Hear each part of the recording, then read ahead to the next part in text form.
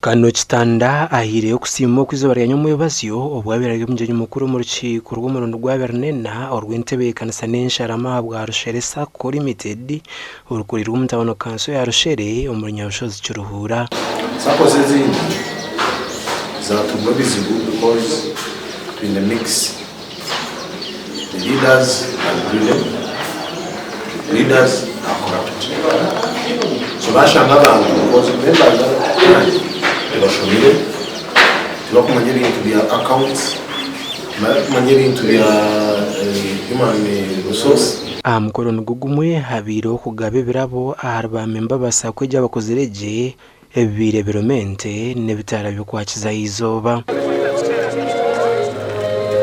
Reverend Father Zedi Byabashija chairman wa boda bwa Sakweji ahamize ba memba ngusako ya Rushere eriyo neyongera kukurakurana a speed ya iguru kandi ayorekere nebijiyambire kukurakurana. Twagaba ensigo z'emiti twareta bayugasi ngo emiti turi tugire tajidema kandi twagaraka twareta okwiterera emisiri irrigation na water harvest ebyo byona bigenderera okurangu twakuma ubuhangwa urumpango izo mu rukiko yabiri kwejumbira ubure mugabo okubika volontarire hamwe na no kushashorageza rondo twine hurure ndizo itwanzura byumba members bitushabanga gukora nabo babase kutandika kubyara emiti zo mbyanga byabo tukabasupportinga tukakorangana nabo bakabyara emiti. Most of us have 5 businesses that work here.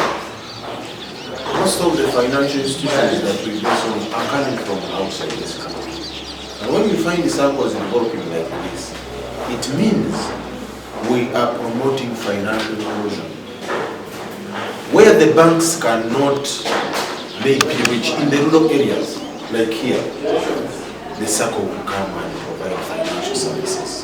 Okurugera haraza report eshomerwe omurukiko Rushere Sacco ubwati by'ubwiga bwayo bikuzire no bucweka 37 harigana ebyo kuguza sente byayongera no bucweka 25 harigana ebyo kubika sente byayongera no bucweka 40 harigana kandi share capital yo eyongere no bucweka 16 harigana. Ekitongore kito kutunguka no kureba ebintu bitukora body eyine check and balance aba supervisory board nabatekwa kutuchondoze bitukora ba manager bine risk compliance manager internal audit onkaka shosho lechaka kushembayo 4.2 nkagamba report yenkoratara yeberagiro aza nabwe kutwashwijo mere twashanga ngo Rushere Sacco ekakoratara yeberagiro byite bya Uganda nenge bitukweta Uganda Cooperatives Act.